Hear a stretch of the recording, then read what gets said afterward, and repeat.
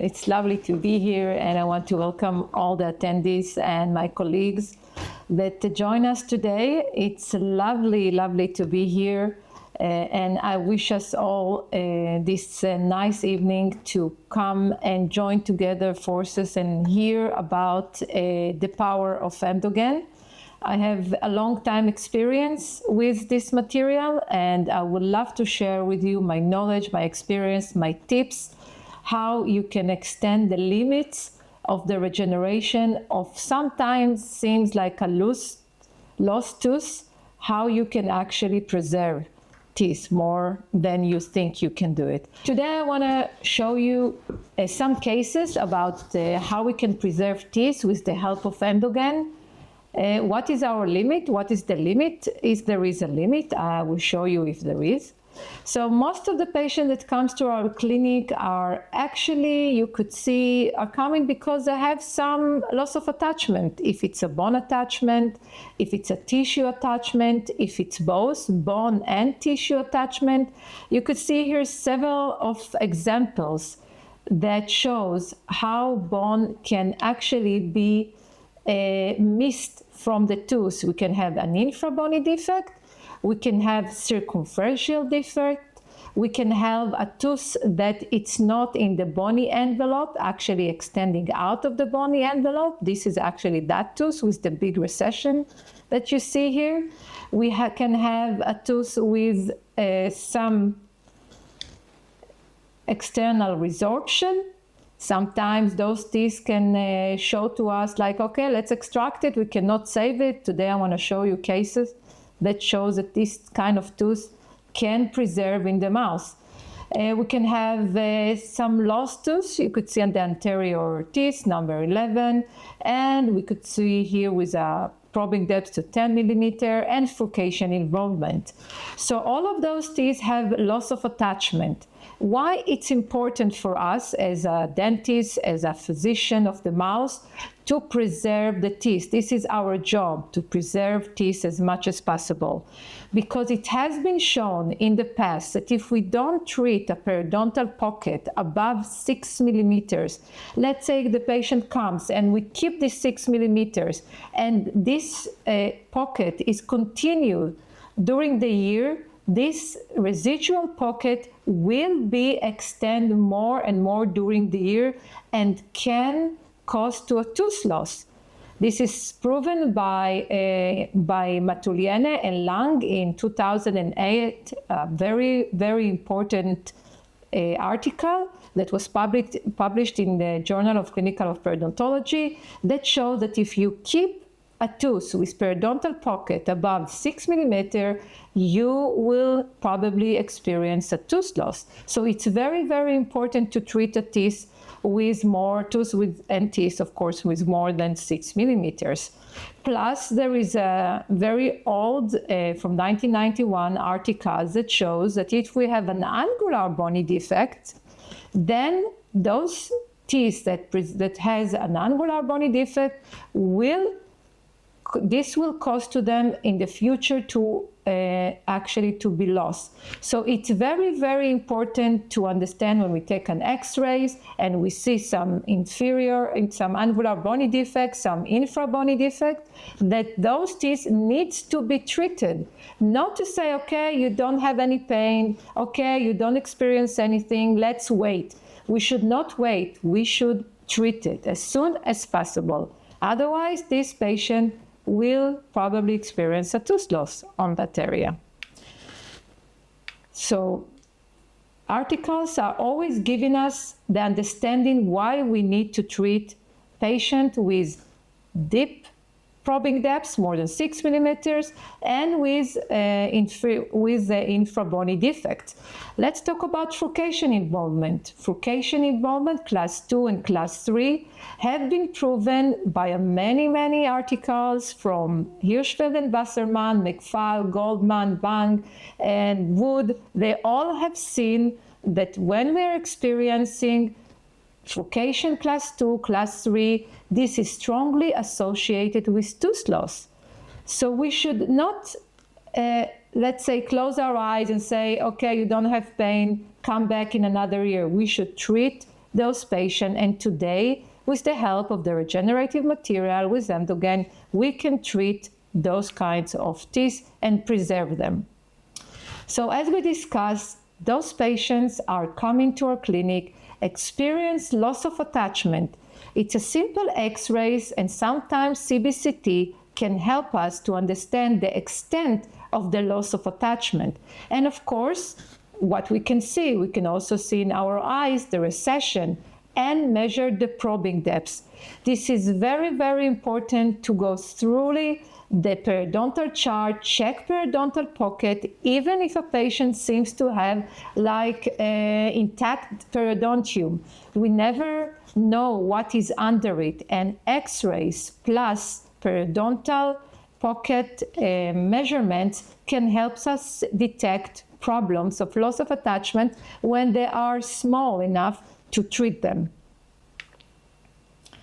So first of all, when a patient comes, we need to do an anamnese. The anamnese is something we do all the time. We are checking the medication, we are checking what kind of status he has been in the premier dental office. We should see what is the probing depth, what is the bleeding on probing, what is the plaque index, and then we should divide the patient if he has no inflammation or he has an inflammation. If he doesn't have an inflammation, that means that this is, by the way, this is the new classification. If he doesn't have inflammation, that means that the bleeding on probing is less than 10% and it doesn't have pocket depths more than 4 millimeter and above, then we need to divide it to 3 options. Or periodontal health on intact periodontium, that means that it doesn't have any pocket depths, that means that it doesn't have any recession. That means the bleeding on probing is less than 10%, then he is a periodontal health. If we have a periodontal health on reduced periodontium in non-periodontitis patient, that means a patient that has bleeding on probing less than 10%, plus the recession are there, so we can see recession. This is still a periodontal health, but with reduced periodontium. That means it doesn't have a pocket. So those kind of patients can be treated with recession coverage if necessary.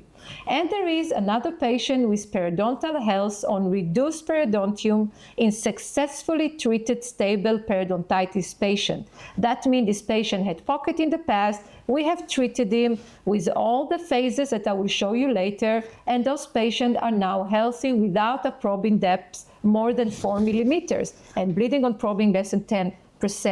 Then those patients can be maintained with scaling and root planing or with hygienic phase, only to do hygienists. And if they have recession, we will do recession coverage. And there is the other group which is called the inflammation group. That means the bleeding on probing is more than 10%, plus the probing depth is more than 4 millimeters. And then we need to decide which group are there. If it's more than 4 millimeters, then we will go to staging and grading. And if it's less than 4 millimeters or equal to 4 millimeters, then we need to see what kind of gingivitis. Is it gingivitis on patient that has recessions, or on patient that was in the past a periodontal patient that was successfully treated. So this is the plan. When we have a patient like that, please, if you follow these steps of systemic phase, hygienic phase, and corrective phase, and supportive periodontal therapy, you will gain your teeth, you'll gain your patient more time of teeth in his mouth. So this is how I go. Patient comes to my clinic. I look on, of course, I'm testing, I'm examining him, and I'm also asking about his systemic phase. I want to check the blood test. I want to check vitamin D. I want to consult maybe other doctors. Then I'm going further to do the hygienic phase. And in the hygienic phase, I'm usually giving oral hygiene instruction very carefully to teach him how to brush, if he has a recession, how to brush around the recession, what kind of toothpaste to use, scaling and root planing most of the time because it's a periodontal patient. Splinting teeth that are mobile are very important part of our treatment, because if you are treating scaling and root planing on a mobile teeth those teeth cannot be healthy again, because once the teeth are dancing, the cells don't know how to build up again on teeth that they are mobile. We need to splint them.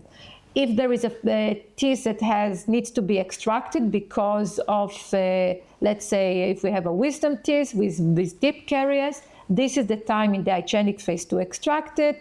Endodontal treatment of teeth that they are having some pulpitis, and restoration. If we have caries, we need to restore the tooth formation. 2-3 months after the systemic and hygienic phase, we are doing reevaluation.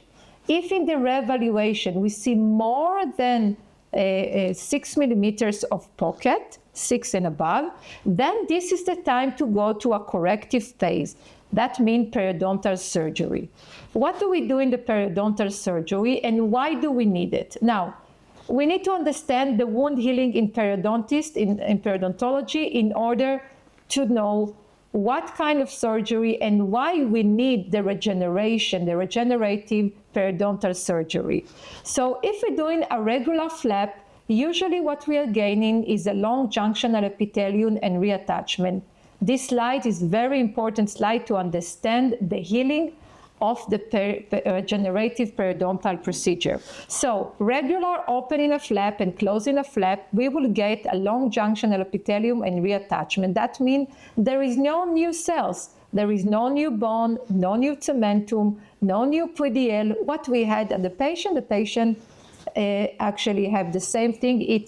There is a healing of long junctional epithelium and reattachment.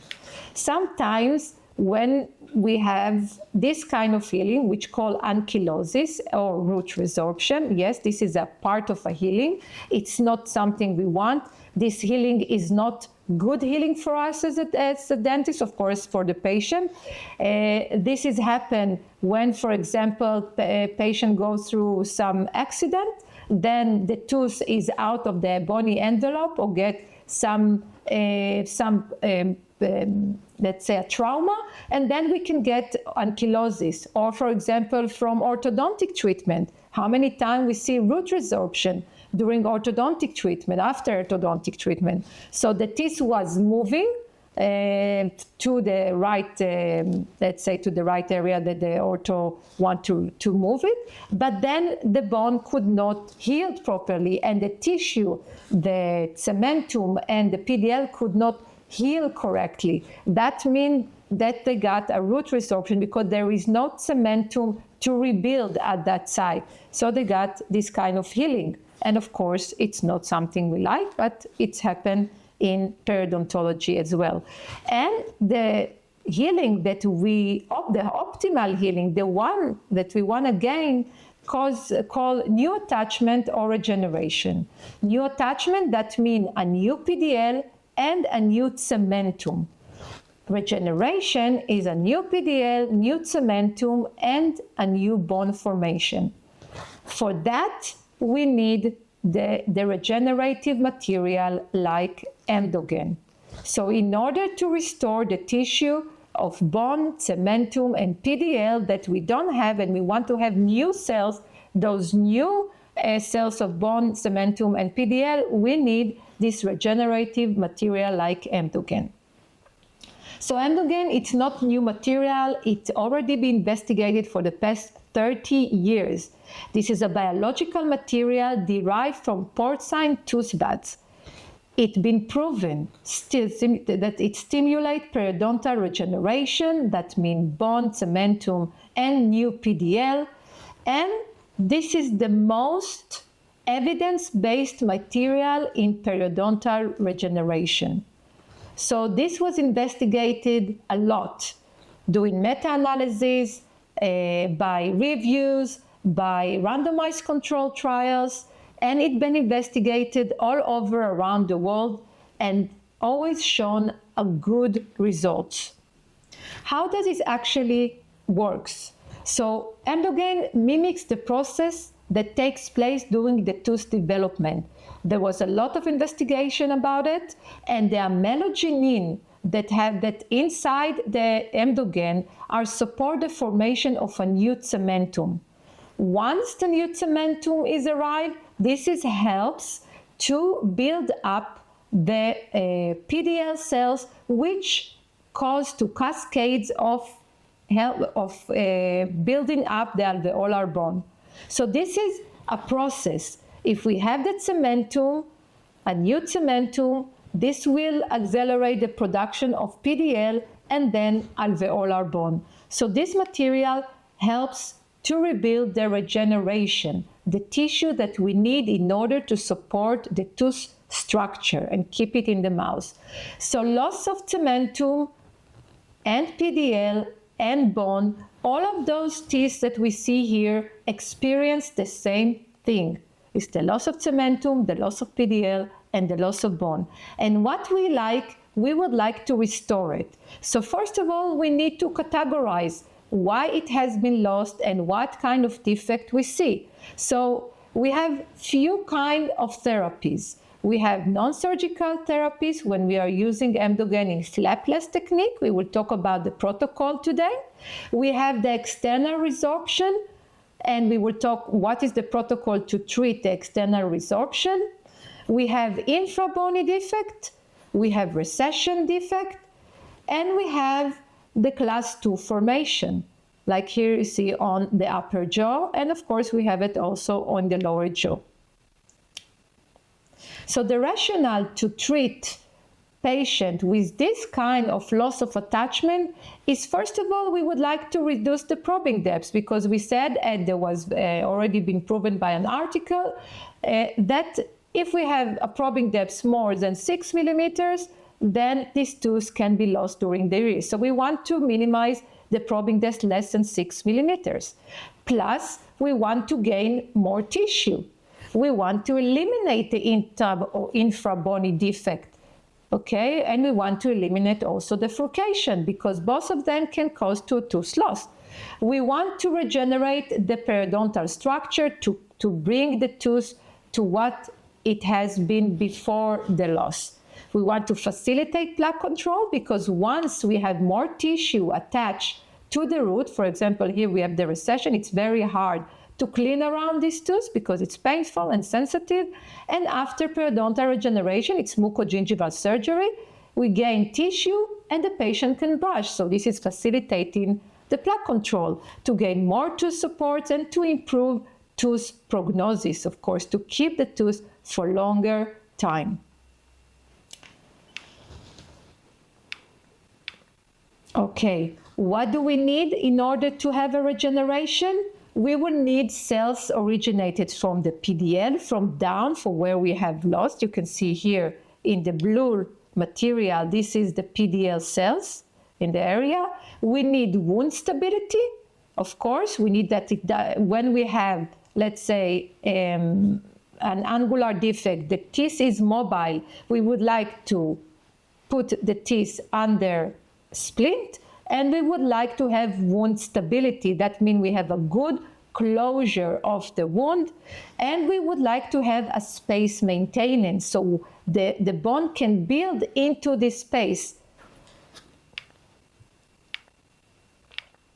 And we would like to have material that will help us to regenerate and to cause to the cell proliferation and to give the cell the first kick out, the starters, that they will continue build up the cementum, enamel, PDL, and alveolar bone.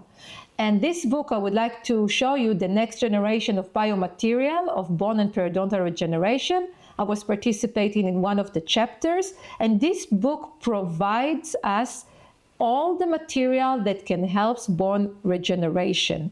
Enamel matrix protein derivatives, Emdogain, is having a huge chapter there because of the extensive articles and extensive research that have been done during the 30 years. Here is an example that was taken by my professor, Anton Skullian. You could see this is a picture that was taken a very old time ago, a tooth that looked like a lost tooth. This is a proof of a concept. They have put an Emdogain on this surrounding tooth, and after 1 year they did reopening, and you could see the bone formation around the root. So this is a proof of concept that the material is working and building also bone and, of course, regenerated all this, the cementum and the PDL. Another research that is done by Yurio Siciliano have shown that when we are taking Emdogain and xenograft, will give us the same result if we take collagen membrane and xenograft. Now, why it's important for us to know? We know that when we are doing a regenerative procedure with collagen membrane, it's called GTR, we have a lot of the time, let's say, problems with the closure of the tissue above the membrane, and the membrane get exposed. And when the membrane get exposed, that means that our regenerative procedure will be limited or will be failed. So Yurio did another research and say, okay, why don't we put Emdogain and xenograft and see what is the result? Because when we're using xenograft and Emdogain together in a one-wall defect or two-wall defect, those kind of structures, those kind of defects can, the xenograft and the Emdogain together can help us build up tissue around the teeth, instead of using collagen membranes that sometimes, they are exposed, and we have a problem with that. Good God. So the indication for using Emdogain, we have a lot of indications for using Emdogain. We have, let's say, a flapless procedure, scaling and root planning. That means we are scaling and root planning, and then we add the Emdogain. We have something that's called open flap debridement. For example, in horizontal bone loss, we are opening the flap, we are doing scaling and root planning, we put in an Emdogain, and then we are closing the flap. Another indication is when we want to do periodontal regenerative therapy. That means we have, for example, infrabony defect, but the angle is not so wide. So we open in the flap, we are doing the scaling and root planning, taking out the granulated inflamed tissue, and putting Emdogain and restore the tissue back. We have another procedure, which is periodontal regenerative therapy. It's the same, opening the flap, scaling and root planning, Emdogain, but here we are also adding biomaterial like allograft or xenograft, or we're doing it with membrane. Another option of using Emdogain in a mucogingival therapy when we have a root recession. So we're using it for root recession coverage procedures. We're using also Emdogain on the roots in order to restore the cementum and the PDL that was lost during the recession. And another one, it's external resorption therapy. And here, what we would like to do, we like to remove the cementum tears. I want to show you today how to do that. To put Fuji where we have the external resorption, and to use Emdogain and to close the flap.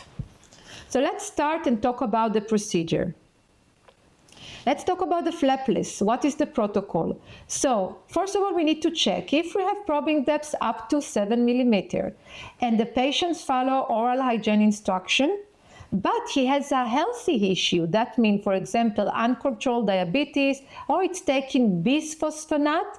We cannot do surgery. We cannot open and expose a bone when we have patients that take bisphosphonate. We would like to be very careful and to try to solve the problem non-surgically. So in that case, Emdogain can help us because this is a flapless procedure.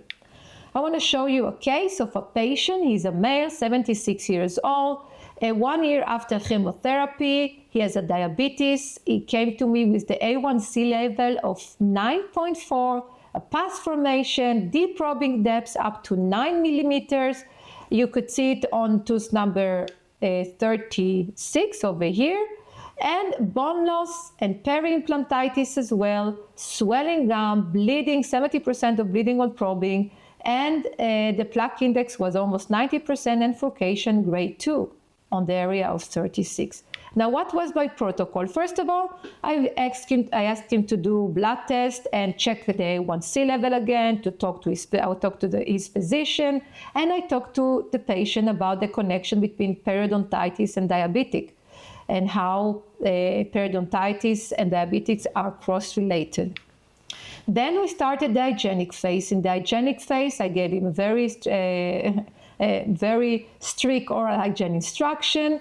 I did a supragingival cleaning, deep cleaning, except for the area of 36, and then peri-implantitis, non-surgical treatment. I've done everything. And then I waited for approximately 3 weeks to get better condition, less bleeding, because as we know, the more bleeding we have, let's say the Emdogain can work less in favor. Then I get again into the area of 36. I cleaned it. I did a deep cleaning, scaling and root planing. I washed it with a sterile solution. I dried it for 5 minutes because then you have the coagulation. Then I applied EDTA for 2 minutes. I washed it and dry it again and apply the Emdogain into the socket. Then I gave him a home instruction not to eat and drink 2 hours after the procedure and to brush regularly every day as instructed. Of course, interdental brushes and everything. Then you could see what's happened after 3 months. You could see, well, this is after 1 year, but after 3 months, the bleeding on probing was reduced, and also the plaque index was reduced tremendously, and he came every 2 months to the hygienist to keep a good oral hygiene. And then after 1 year, we checked again the A1C level, 7.1, the probing depth was up to 3 millimeters, and the bleeding on probing 18%, and no furcation and no pus. You could see here what he gained. He gained his bone back. This is not something being mistaken. You could see here the bone loss, circumferential bone loss, and you could see here the bone was restored. What would you do in this kind of cases? How would you treat it when we have a supragingival smile and you have a stage 3 grade C? You have here in the mesial of 11 a bone loss. Now this patient, I can reveal, was treated by conventional periodontal surgery, which caused to a recession on tooth number 21. She was afraid to go through this procedure again, and she came for a second opinion in my office. And then I told her I would treat her differently. I will show you in a minute how did I treat her. And how would you treat this kind of patient? Okay, he presented here a fracture, a tooth loss, but overall he presented all other kind. You can see here recession, you can see here inflammation of the gums. And what would you do in this kind of case? So let's first go through this kind of patient that has stage 3 grade C. You could see a patient with extensive bone loss in the X-ray, probing depth more than about 10 millimeters with pus formation, inflammation around tooth number 11 and also 21. This is in the examination. Then I want to present to you what kind of tool I'm using, because without our tools, we cannot perform a good surgery. So one of the tools that I am using called a periodontal root planning kit. This is called Perio kit. It's Strauss & Co. selling it. It's an innovative one. There is something I developed for myself, and then this company asked to also if they can sell it to other doctors. I said that's not a problem. For me, it's doing a lot of good things. It can make me go inside the pocket without opening a flap. And this is very important when you want to clean calculus or some plaque that's stored in the deep of the pocket. So you could see how I'm penetrating with this burrs. And they are very fine. They're not scratching the cementum. They are only can take out the calculus or the plaque, no more. And they are not hurting the tissue. You can see I'm entering inside and the tissue stays the same, and they are not perforating the tissue. So I want to show you how do I perform the surgery. I'm doing like, in this case, I'm doing like a tunnel technique. That means I'm not opening a flap. You can see here, I'm creating like a pouch, okay, like a tunnel, to give me an access to the deep pocket and to help me clean in that area, and also to enter here biomaterials. So here you could see I'm entering with my burrs to clean it, of course also with the curettes, and then I'm applying the biomaterials. So here you could see a xenograft, plus you could see the Emdogain. I apply the Emdogain on the xenograft for 5 minutes before I apply it inside the periodontal pocket.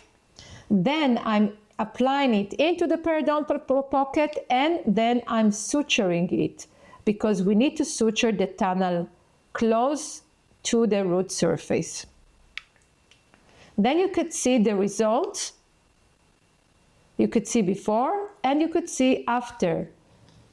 Yes, there is maybe some xenograft, but this xenograft stays, and you could see this kind of like a little PDL gap that forms between the bone formation and the cementum area, yes, and the root structure.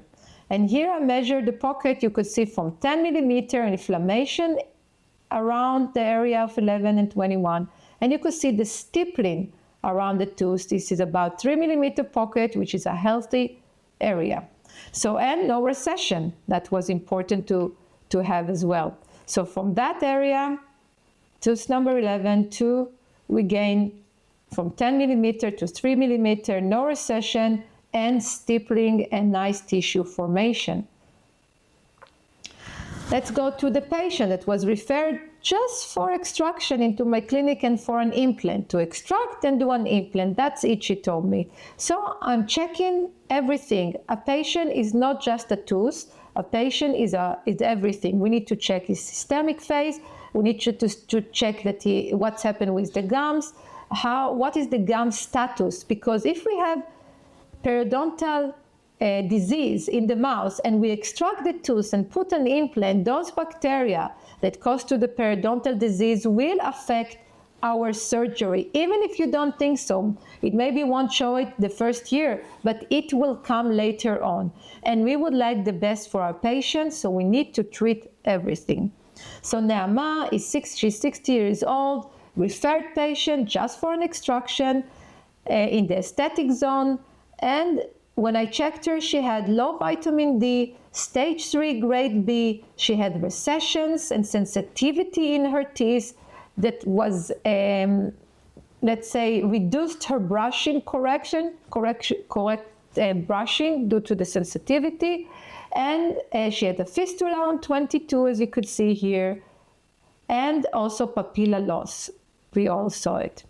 So how do I treat this case? And I'm always asking, is placing an implant is enough? You could see here a very nice implant, right? Okay, we have a nice bone formation, an implant and a crown, and everything looks great. But this is all, this is what we need to see, just the implant in the bone. In my eyes, no, we need to look further down.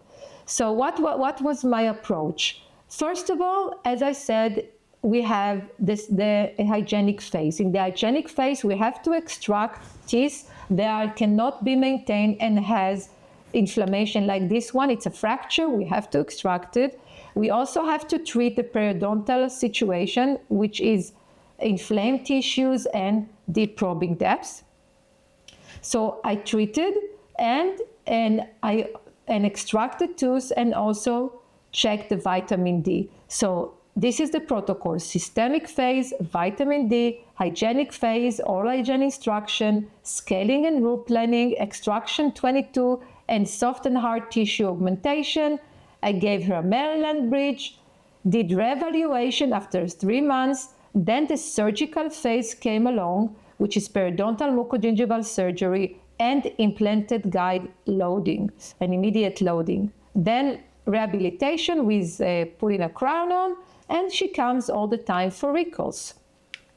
So vitamin D was important to get from the beginning because of the low vitamin D. This was proving to help bone buildup.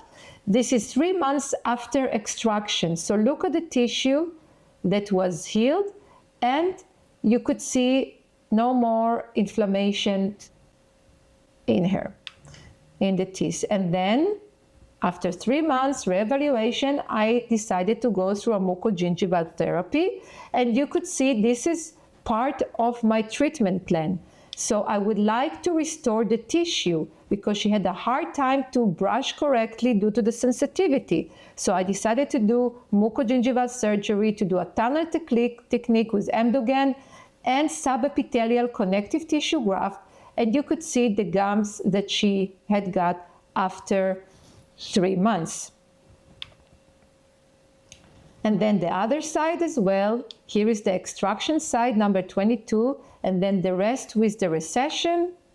Again, subepithelial connective tissue graft and biomaterial for regeneration, and you could see the tissue she has got. And now she's brushing without any problem, so I'm not afraid that the periodontal disease will come back. Then time to do the implant. This is after 4 months. We did a film on that. If somebody wants to look at it, we have a film on Perio Home, my YouTube channel. You can follow me there. Just write Perio Home in one word, and you could actually see the whole video. This is the video, but I don't want to get too much with that video. And you could see the question comes again. Is placing an implant is enough? So no, it's not enough. We need to address also the periodontal situation in order that the implant that we have done will stay for longer time and will not get peri-implantitis, because it's been proven by a lot of research that if we keep the periodontal disease in the mouth of our patient that gets implant, the implant can get peri-implantitis and then eventually will be lost. So let's summarize the phases. So first of all, we detect the problem, we saw the fistula, we saw the recession, we saw the gums problem, low vitamin D. Then we get sufficient vitamin D in the reevaluation, and we get enough bone. That's the time I did mucogingival surgery plus the implants, and you could see the results. The gums is restored, no more recession, no more periodontal problem, and the implant intact with the crown. What do we do if we have infrabony defect, two-wall defect? We do a scaling and root planning, Emdogain with xenograft, when there is, or allograft. But in that case, I want to show you with xenograft. If we have a two-wall defect, it's very important to put also biomaterial, because the biomaterial of Emdogain and xenograft together, the xenograft will help us to have space maintenance. So that means the tissue would not collapse into the infrabony defect. So here you could see we have the infrabony defect that was 15 millimeters. I will show you in a minute the x-ray. Then you could see the bone that I was implanted together with the Emdogain and suturing. And then you could see this is before, you could see how deep is the infrabony defect, and this is after that the bone was restored. Maybe it's a xenograft there, yes, but it still maintains it without a pocket. And if it's without a pocket, that means this tooth can stay for longer time. This is another case. This is 5 years evaluation. You could see here an infrabony defect. This tooth was mobile and was supposed to be extracted by another physician that was recommended for extraction. Then I used an Emdogain, followed it, and you could see here that there is a bone formation and the tooth was stable. So that tooth stayed for longer time and until today. So I'm very happy for this patient. If we are talking about cases that has this kind of cases, which we have not a very, very deep infrabony defect, we can use also only Emdogain, as you could see here. So this patient, I opened the flap and used Emdogain with scaling and root planning, and you could see after 2 years that the bone formation was done here. So that helps to keep this tooth, which was a very important tooth that hold this whole structure of bridge in place. So this is also something we can address if we have an infrabony defect, which is not so deep. Also, only scaling and root planning can be helpful. If we are talking about also another, let's say, not a very wide angle of bone loss, infrabony defect, like here, so we can use also only Emdogain and close the flap. And when we are closing the flap together with Emdogain on top of it, we wait for 2 years, and you could see the bone formation. Nothing, no bone was added there. Not xenograft, no allograft, just Emdogain in that area. Of course, the patient has to be very strict with his oral hygiene and come every 2 months for, of course, for the hygienist. Now, one of the things that I want to tell you, this is not a magic. This is a strict guidelines and protocol that works.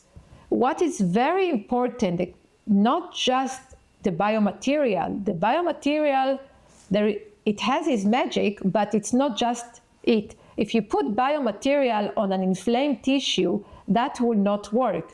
If you put a biomaterial without taking the calculus of on the root, it won't help anything. If you put the Emdogain in a tooth that it's mobile, dancing, and you won't splint it, it won't help. We have to do everything to help the biomaterial, to help the Emdogain to have its results. One of the things we have to do is also a flap design. We need to understand that when we open in a flap, we need to use a very microsurgical instruments. They cost a lot, but they're worth it if we would like to have a good surgery. For example, if we want to keep the papilla that was here between the teeth, because it will help us to close the wound correctly and have wound stability, yes, and preserve the space under our regeneration area, that needs to have a good flap design. We need good tools for that. So we open in the flap, we have two options to have a modified papilla preservation flap or simplified papilla preservation flap. In those kind of cases that we would like exposed both buccally and lingually or buccally and palatally. And we want to keep the papilla, okay? That's very important to keep the structure of the papilla together with the connective tissue. So this is the modified, the papilla we have seen, preservation flap, and here we see Takai from 1985 that done his circumferential, you can see it, incision on or the lingual or the palatal side. So we can bring back the papilla into the back. That means it won't be on the anterior area. It will be on the back or the lingual or the palatal side. Why it has been done like this? Because first of all, we want aesthetically, we won't have any, let's say, scar formation, or we don't want that the patient will see it, so we suture it on the back area for aesthetic reasons. I want to show you a case that I've done during orthodontic treatment. One of the things that it's very important to check during ortho treatment, of course to check before ortho treatment if the patient has pocket depths. If the patient has pocket depths, please send him to the periodontist or please treat it before you start orthodontic treatment, because then the periodontal situation, the periodontal disease will be more extensive during the ortho treatment and can cause also a tooth loss. This patient almost, she had a mobility class 2, almost class 3, and the orthodontist said that this is really scared him. She's 14 years old and the patient experienced this kind of situation. He referred her to me. We stopped the ortho treatment. You could see that the ortho treatment was stopped. Here, the tooth was bonded to the other back teeth. That means she was splinted, so it won't be mobile anymore during my surgery. I opened the flap and I could see this infrabony defect. I scaled it and I also used the Periokit burrs. I implanted with xenograph, and then I closed the papilla. And after that, you could see the regeneration of the tissue, also of the papilla, and the healthy situation that we have got. If you want to see the x-ray, so the x-ray doesn't seem so extensive, but it was extensive, okay? Because the x-ray is only 2-dimensional, it cannot show everything. So this is what happened before, and you could see after the bone augmentation, what we have gained after this regenerative procedure. Then, 4 months after it, she could be back to the ortho treatment, and she finished the ortho treatment, and she comes for a checkup every year to see that everything is okay. She lives far away, but she comes anyhow to check up by me just to see that everything stays the same without any bone loss. Now, another case that I want to show you, my protocol for external resorption therapy. How do we do that? So this is a patient came after ortho treatment. She experienced a fistula on the anterior teeth, number 11. You can also see something called cemental tears. When you open in an area that has an external resorption, it always seems like strips on the root surface. And this something must be eliminated, because over here you will find the bacteria and the tissue that cause to the external resorption. So please take it off. So you could see that after I took it off, I put a Fuji area. You can see here the Fuji. And then I applied the prep gel and Emdogain. This is the prep gel for 2 minutes. And then the Emdogain. And then I also took a tissue, subepithelial connective tissue graft from the palate. You could see the tissue over here. I also dipped it in the Emdogain and placed it under the buccal flap. Okay, I put it here. I sutured it. You could see here the tissue under it, and then I suture everything on top of the tissue. And I've been waiting. And what you could see, this is before, which you could see here the fistula, and also the deep probing depth, which is about 7 millimeters. You could see here the area of the root resorption, the external root resorption. And then you could see 2 years after, the patient still comes and I check in the probing depth, which is over here is 3 millimeters. And you could see here that it's stable, okay? And the patient feels good, no inflammation comes back, and this is how we should treat external root resorption, even if we think it's a tooth that is lost. Sometimes we can treat it if we do it correctly. Taxi. And then this is another patient that came to my clinic after she has done other procedure in another dental office with let's say recession coverage that was failed. You could see some tissue scar remnants of the other procedure. The patient came after 10 years after orthodontic treatment. She got a recession very deeply. I did a CBCT to see what's happened, and you could see no bone at the buccal area. It doesn't mean this tooth is lost. What we need to do is do recession coverage, as you can see here, taking a tissue, apply on the root the Emdogain, sutured it.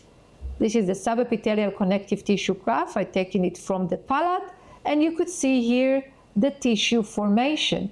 So this is absolutely regenerative. It's called new attachment. If you want to know if there is a bone formation, for me, I don't care if there is a bone formation. For me, I care there is no pocket depth, there is no sensitivity for the patient, there is attached tissue that attached to the roots very firmly, okay? So this is called new attachment. For sure, there is a new PDL, and for sure, there is a new cementum. So that is very important for me, that you can keep these teeth even though you don't have an external buccal bone. And somebody asked me, oh, but how this can happen? It can happen because of the new attachment. This is a periodontal healing.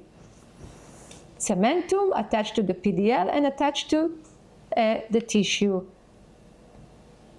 This is another case.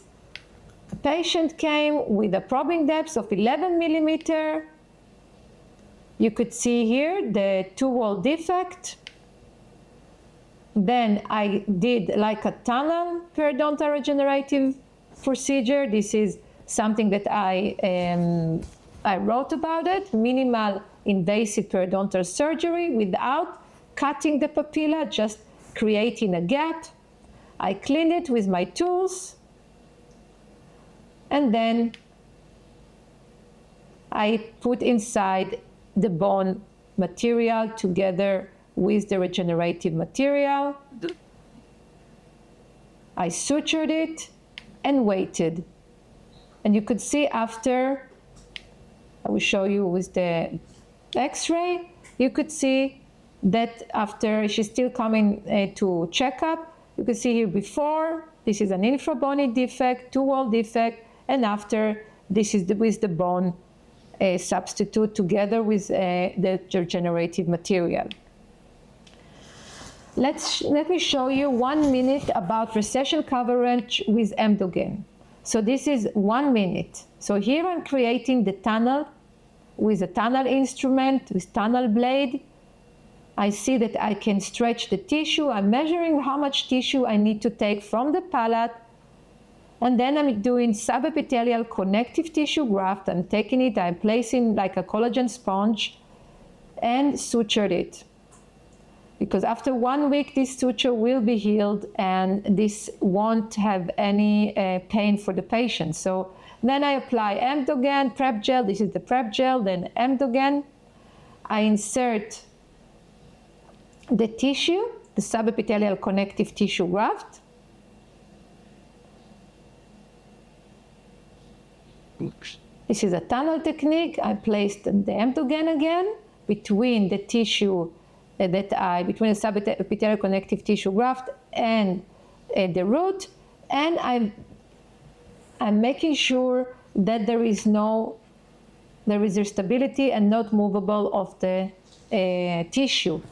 And then you could see this is before Miller class 3 or Cairo 2, and you could see here after 4 years that she comes to my clinic, and I could see still the tissue lined around her teeth and very much extensive.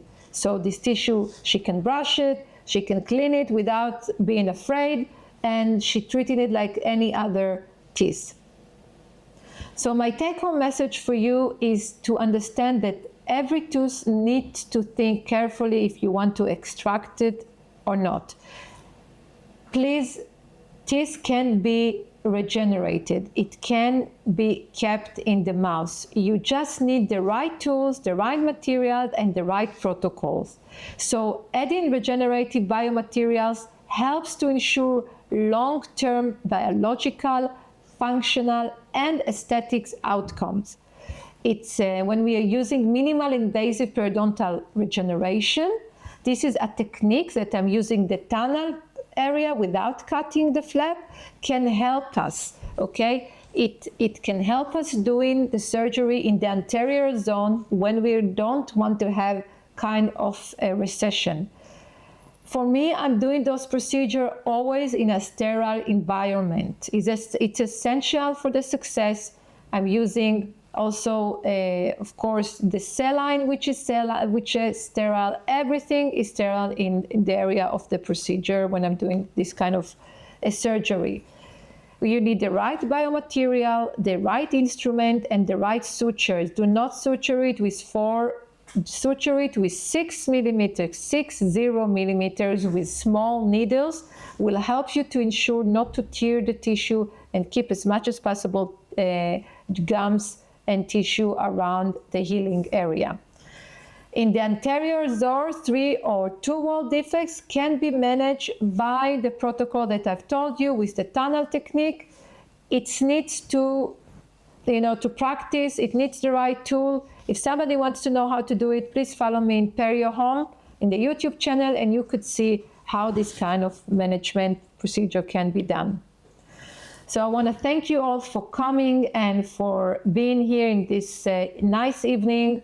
And I want to welcome you to my website, periohome.com, and you can write me, and you can write me also WhatsApp if you would like. And want to consult with me. I have people around the world that consult me and send me to my WhatsApp the x-rays and pictures of the patient. And I'm always welcome you to get another advice, and that always helps to direct us to the right treatment plan. So I want to thank you all for inviting me, and obrigado.